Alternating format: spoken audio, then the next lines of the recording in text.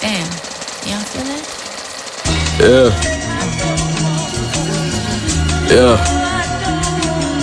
uh, yeah. A message to all you pseudo spitters. The sound is cool, but the trend I see is the truth is missing. I feel the flow is stupid. You claim that the music's different. I guess it's all opinion, depending on who was listening. What's the word, y'all? It's KTR podcast, hashtag KTR. We are KTR. We are back in the building for the big Harv episode 76, live and direct with your boys. Know the Ropes podcast. Yes, that's hashtag KTR. We are KTR. We are back in the building. But before we dive into this episode 76, I'm about to pass it over to my brothers and check in real quick. That is Big Harv and J-Bo himself. And my brothers, how are y'all feeling today? Feeling great, but I'm really interested in how Big Harv is doing on the Big Harv episode. How you feeling, Big Harv? Let us know. Let enlighten us. Turn man. us up. Pump them numbers, man. What's up? It's an interesting feeling to be in this seat, you know what I'm saying? To wear this hat. You know, strange sort of power. If only I had a mute button that I could utilize whenever I wanted. But you know, we'll get to that. Well, too bad you don't control that much of the episode. But then we don't enough time. That is true. But before I pass it over to you, my brother, Mr. Pump Them Numbers himself, I gotta let the community, the fans, everybody supports us in on a little something before we dive into this. And that's all social media and the podcast platforms. Y'all can find us on all social media platforms: KTR_podcast, Twitter, Instagram, and TikTok. No Roast Podcast, Facebook, YouTube. No Roast Podcast on all podcast platforms. Got Google Podcasts, got Spotify, got Anchor, got Apple Podcasts, got Podgang. We on everything, and don't forget to get that merch at ProWrestlingTees.com/KTR Podcast. Let's get it, let's go, and let's get it to the show. Pass it over to you, Big Harv. Let's get it. I appreciate you, Cinko, man, because you know you're the only one that can get through that fast. I ain't got it in me. All right, I don't know all the information like that, so I appreciate you, my brother. All right, we're gonna get things started. Since we are the episode after our 3 quarters, we're gonna talk about somebody who just pretty much hit their quarter of a century time in this profession, in this career in the WWE. That's Edge. Of course, he took some time off due to a neck injury. He's been pretty part-time, but still working pretty hard since his return a couple years back. And there's a lot of rumors circulating about the man. This is supposed to be his last contracted appearance with WWE this past Friday on SmackDown when he faced Sheamus, which was a good match, very good match. I'd like to know what y'all think about the speculation going on about if this is going to be his retirement or if he might end up somewhere else. What do y'all think? You know, if it's true, I hope it's true.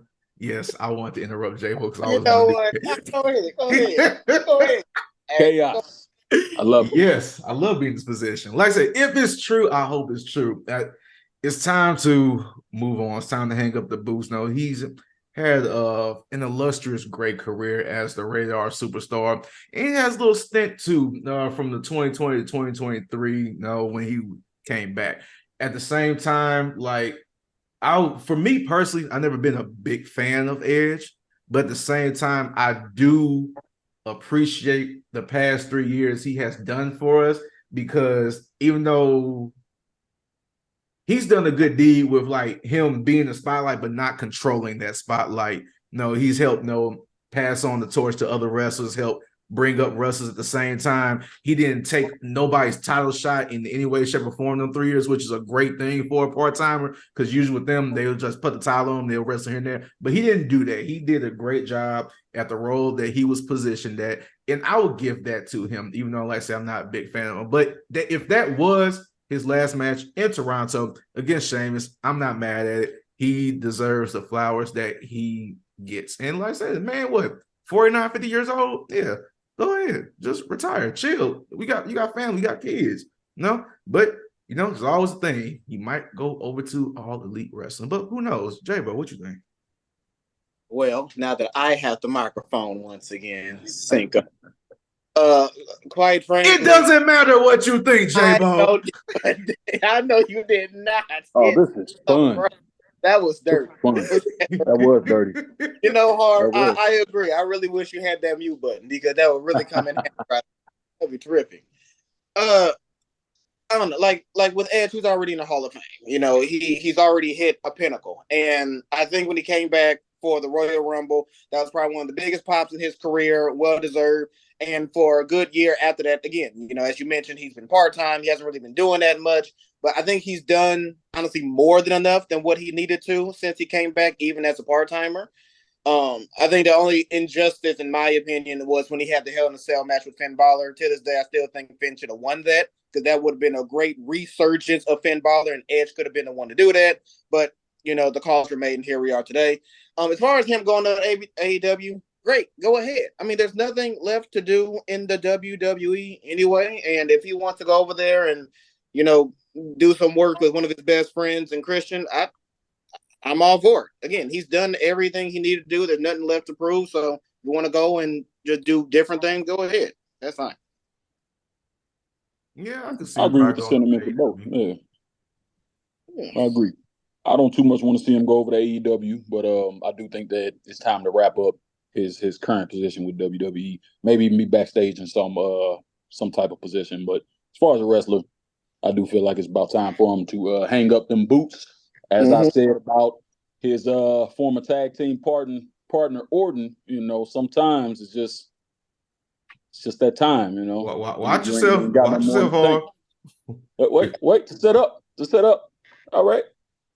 Do you have a favorite Edge moment, Edge gimmick, Edge match throughout his 25-year career?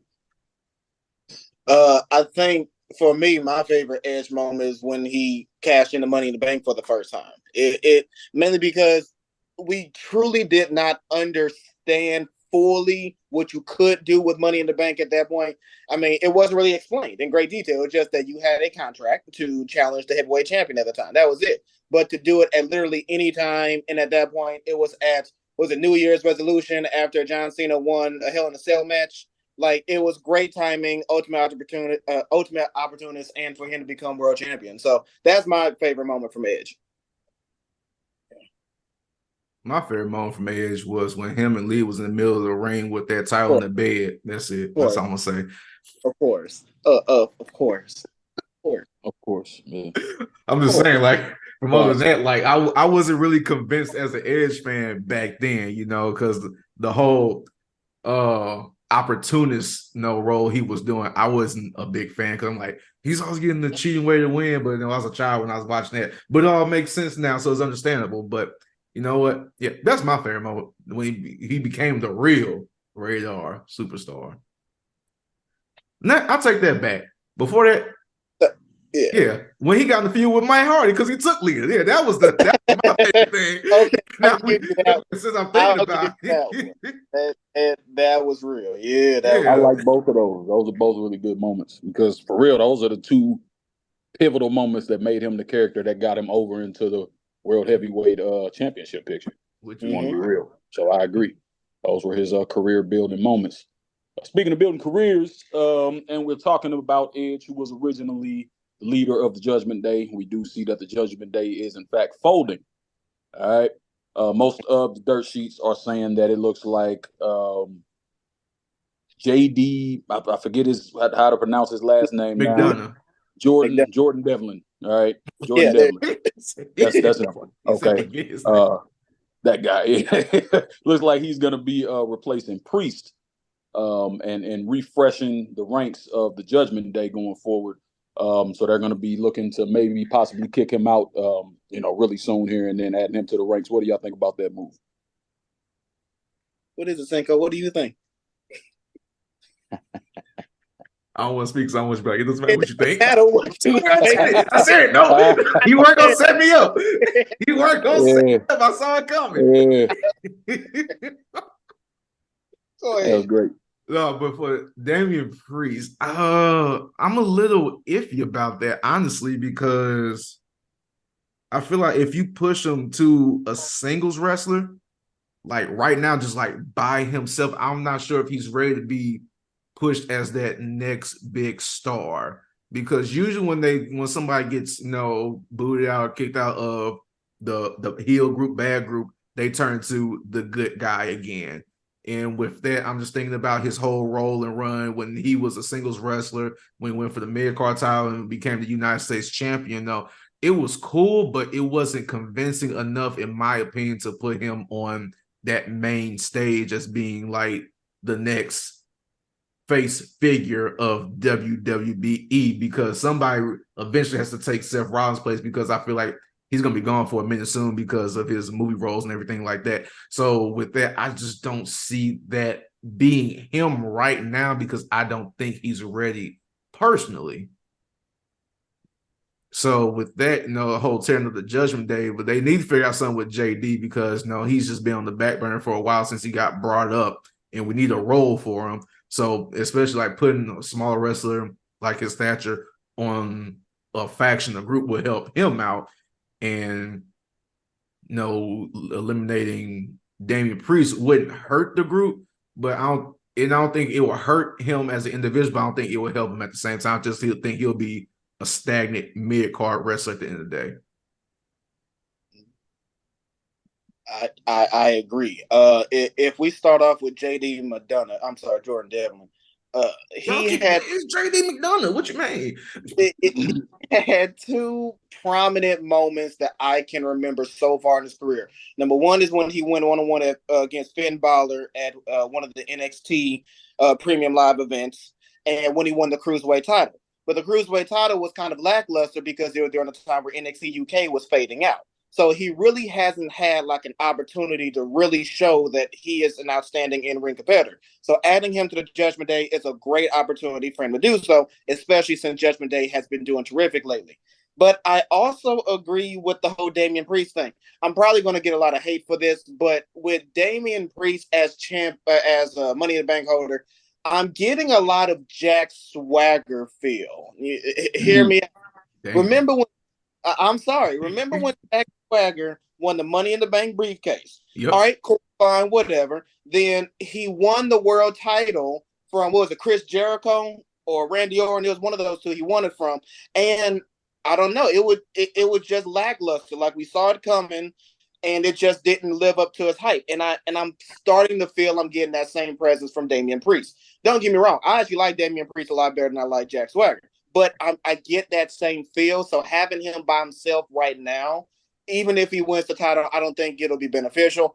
I think with him being world champion of any kind, he needs to keep with Judgment Day. He needs to do it with the group in order for them to keep building the fact that A, Judgment Day is dominant, B, Damian Priest, not only is he dominant by himself, but he got a good group behind him.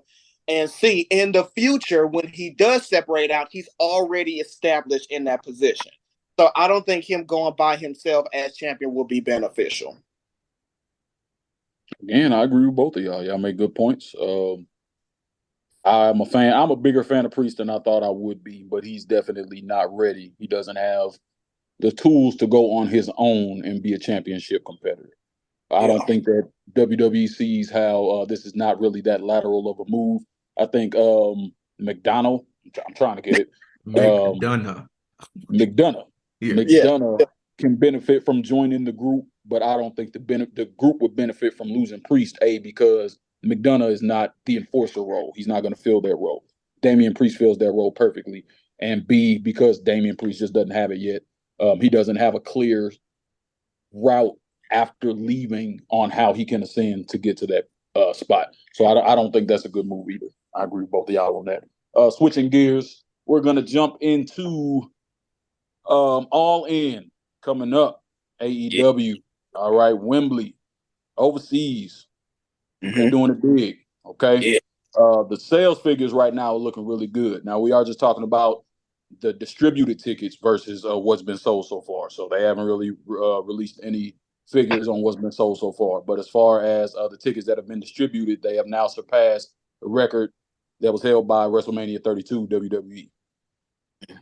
All right, that's impressive in my opinion. That's impressive numbers. It's still a young company. You know that them going overseas, combined with the people that's going to come from here to go over there, they're going to sell a good number of those tickets.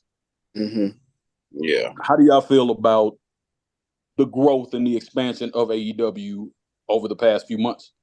In combination with that, we got to also look at Collision, which we thought was pretty much going to be dead on arrival, when I really think Collision has consistently churned out the best product that AEW has put out so far. Mm-hmm. Yeah. Actually, with both of them here, I'll start with Collision because I think that should be a more immediate topic.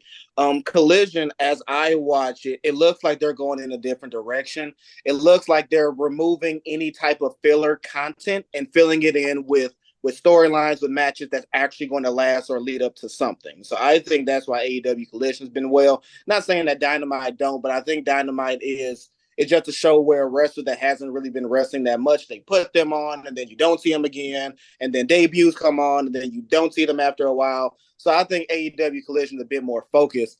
But with the Wembley arena, I'm still shocked that they got that big of arena this early on. Granted, they got big dollars behind them. They got connections.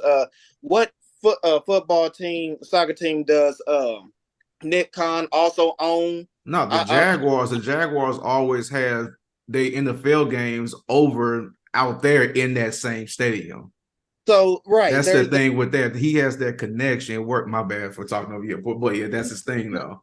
No, saying no, you're right. Like he has those connections. So it's a shocker for the fact of a wrestling organization like Harv mentioned that's only been around for a few years to have that many distributed tickets. But at the same time, if you have the backing that you do have, heck, almost any wrestling organization that got the backing that they have can make it to that stage. So yeah, I'm interested. Not that many matches I really care about on the card, to be honest, but I mean it's cool. It's a nice feat. I'm not against it. Yeah, like I was saying with that, like I said, Nick Khan, he obviously has that. Is it Nick Khan, Tony Khan? Which one? Which one of the Khans? Who am I saying? Tony? It's TK. Yeah, Tony Khan. Yeah, they come last name. Yeah, like I saying, he has that connection over there because his football team has been playing overseas for like the past 3 or 4 years recently. Consistently too. And so with that, he's gonna have that connection with that stadium and bring in a wrestling show because it's like whenever they have a football game over there in England, London, whatever it's saying, yeah. Like I said, the stands are always packed because people want to see the football game, and because it hardly ever comes over there, it's just gonna be like the same thing with wrestling because WWE has obviously done. You've seen the multitude of people that came out. Now, shoot, we haven't had a AEW show out there yet or ever, so it's gonna be the first time this happened. So people are gonna go crazy. At the same time, I think they're kind of giving away tickets here and there, but that's I feel like it's an inflated number. But at the same time, I ain't gonna knock it because the product has grown extraordinarily from what I ever thought it would be from when it first came out.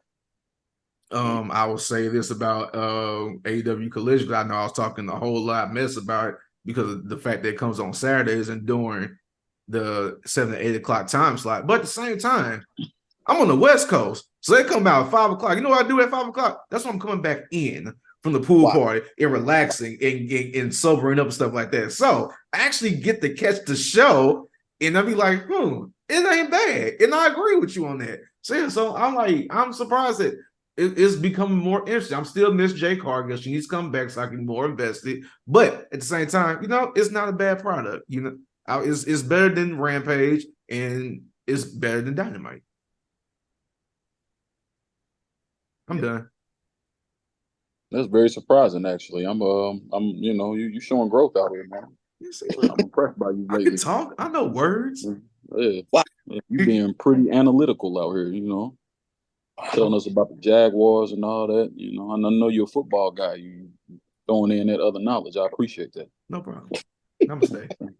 Thank you. We're gonna switch gears and jump over to New Japan real quick. We don't often have news from New Japan.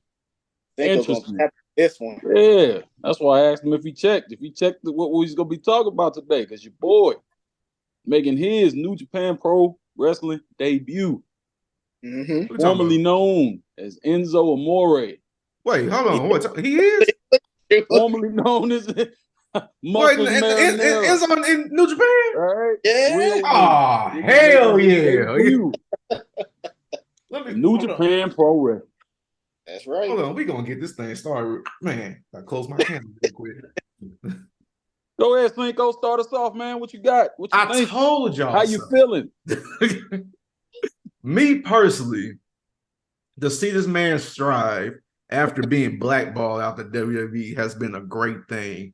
But at the same time, he doesn't fit that wrestling style at the end of the day. I'm sorry. Like, I love Enzo. I'm like, it's good. It's great for him for something he can add onto his resume for just like another professional promotion, because he already had he got MLW already. And so now he can add New Japan on there too as well. Maybe later down the road, he can add AEW somewhere here and there. But he is, at the end of the day, a WWE product with a WWE background, with a WWE style of entertainment. Yes. Yeah. And that is him. And that's the thing about it. I understand he might be working his hardest and trying to find any way possible that he can find a way and make it back to WWE, because that's him. Anything else is like he's just there. Like, I get it. Like, he's a professional wrestler. He's not. He is a sports entertainer at the end of the day. And unfortunately with that, going to New Japan, I don't know what kind of wrestling moves or anything spectacular he's going to do. I don't know if the crowd's going to understand majority of his ad-libs or wordplay that he will say when he gets on the microphone. But his style at the end of the day will always and forever be WWE, because that's who he translates to. That's how he can get himself over. I even think if he even went to AEW, I still like it wouldn't be a good fit for him either. Just off of the wordplay of how off of what he goes off, because he's always updated with the topics at hand, anything that's trending these days, and that's not really AEW's product. AEW is more of just the wrestling, the explicit content, this and that. Like, Enzo is WWE, and if this is his way of trying to make his mark and get himself back into the business, I'm all for it. But shout out to him for making it to New Japan Pro Wrestling. Good job. Good job, Cinko. The analytical prowess he's showing is just for his favorite wrestler. Of course, he's going to show out that. He just dissected that, didn't he? It's beautiful. Piece by piece. Piece by piece. I can't really follow up with that. So I'll just say a little bit. Enzo, he's a generic in-ring wrestler. That's it. He's a generic in-ring wrestler. His entertainment value is what sold him. It's what got fans like Cinko to follow him, and is what has carried his entire career. Even if he tried to carry that over to New Japan, it won't work, because they're not entertained by hilarious in-ring mic skill. They can barely understand English as it is. On top of that, even if he were to try to find a way to show an entertainment value, it has to be in the ring. If you look at like the entertainment side of New Japan Pro Wrestling, a lot of that is done in ring, while in WWE, a lot of that is done outside of ring. So again, that's a huge shift for him. Not knocking him to go to New Japan. If he goes over there because he actually wants to better his in-ring, because he has further aspirations, more power to you. But on the surface, on paper, it doesn't look like it's going to go that far. So I do applaud him again to go to New Japan to better himself in ring, because that's honestly the most I feel he's going to get out of that. But other than that, he, as Cinko has already dissected perfectly, he is a WWE guy. I think he would get some type of prominence in AEW, though. You got people like MJF on the mic doing great things. And I can't really say anybody else, but I think he can add to that. So I think he would have somewhat of a place in AEW, but New Japan Pro Wrestling, not really.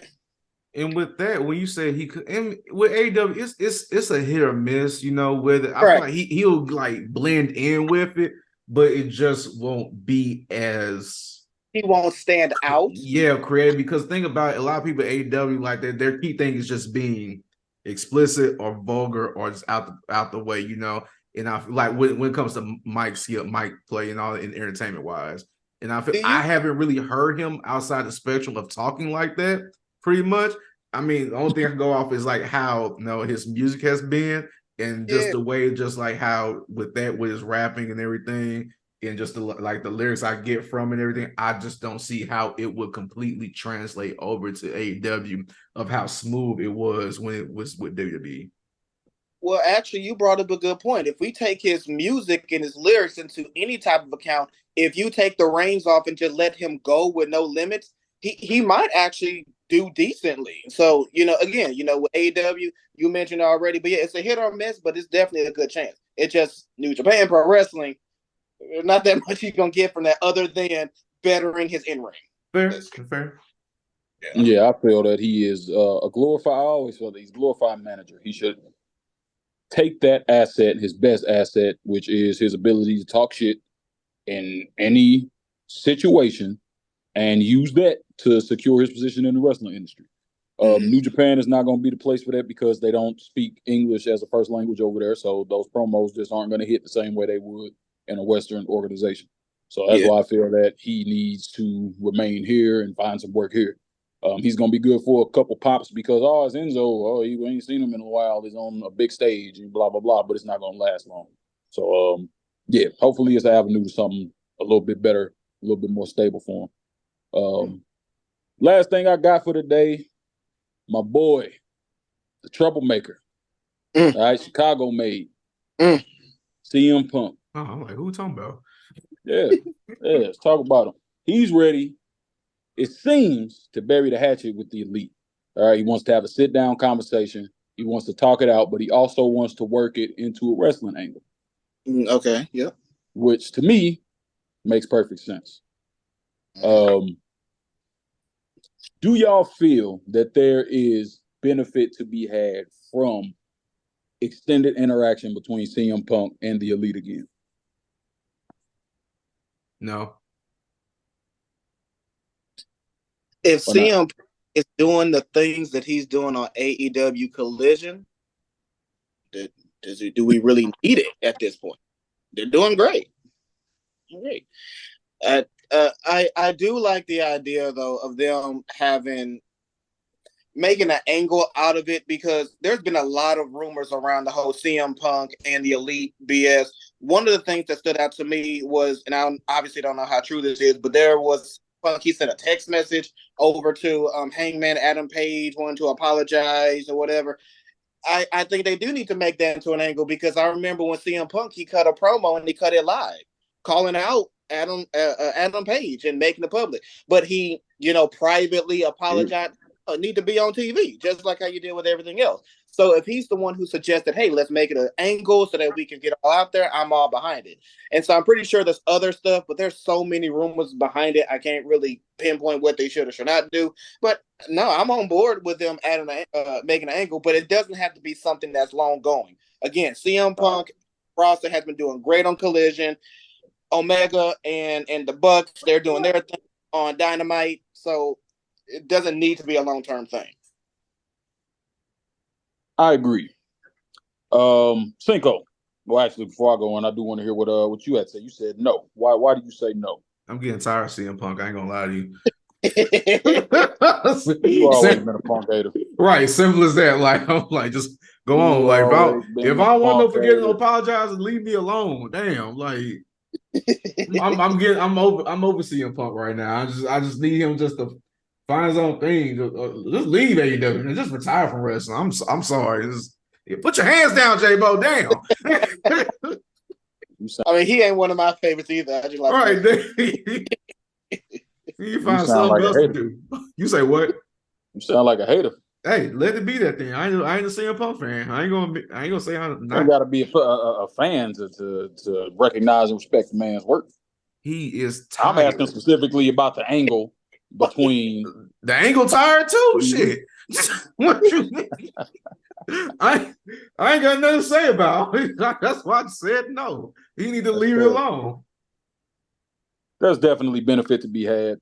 In my opinion, the only thing I don't like about that type of angle is that there's really no young wrestlers that benefit from it. There's too many big names for nobody up and coming to be involved and to have any type of rub gain from interacting with all those big names. I don't like a normal CM Punk move to me. Hogging the spotlight and not wanting to share with nobody else. That's just me. But I'm sorry, continue. Put your hands down, J-Bo. we can jump in that if you want to. We can compare CM Punk's lust for spotlight to Randy Orton's lust for spotlight if you'd like to do that. Was this a topic at hand? No, it wasn't. But was this a topic at hand? No, that ain't. All right, then. I don't know if we even got time for that. I'm gonna waste our time. I think we got time. I don't think so. What are we talking about? No. I mean, what's the point? We'll say that for episode 176. How about we do that? 176. How about we do that? Yeah. Set it in stone. We're gonna set it in stone a year in the future, like we did, like what's his name? Rock and Cena. Yeah, that's how we're gonna do that. This is gonna be like another 7 years. Right. It's gonna happen. It's gonna happen. No. Well, yeah, that's all that I have for today, my brothers. I mean, it was pretty good conversation. I guess it's seemed like a pretty short show, I guess, because I talk more than y'all. Yeah. Nice. I enjoyed myself being on the other side. It was fun. I appreciate it. Enjoyed that. Well, I'm glad you enjoyed yourself. Oh, I guess it's when I take it away or something. Okay, all right, cool. I thank y'all. Pass over me real quick. Thank y'all for listening. Thank y'all for tuning in. Thank y'all for watching episode 76, the Big Hard episode. We appreciate y'all. We love y'all. We love everything y'all do for No Roast Podcast because I can't get my words out because I ain't speak all the whole show, so I don't know how to talk right now. Like how we always say, there would be no The Roast Podcast without y'all. But before we sign out, before we log off, y'all gotta do this one simple favor for us, and that is to follow us on all social media platforms, KTR_podcast, Twitter, Instagram, and TikTok. Know the Roast Podcast, Facebook, YouTube. Know the Roast Podcast on all podcast platforms. Got Google Podcasts, got Spotify, got Anchor, got Apple Podcasts, got 5 people on everything. And don't forget to get your merch at ProWrestlingTees.com/KTR Podcast. This is episode 76, the Big Harv episode. Know the Roast Podcast, #KTR, and we are out. Great job, Big Harv. Go ahead and tell them what they should do. You know, I'm sure I haven't done this 76 times because I didn't start doing it for a few episodes in. But I'm going to say for the 76th time. Right. Pump them goddamn numbers. Have a good night. That don't compute in my mind, I must be out of mind. Black fist high, rally up before we out of time.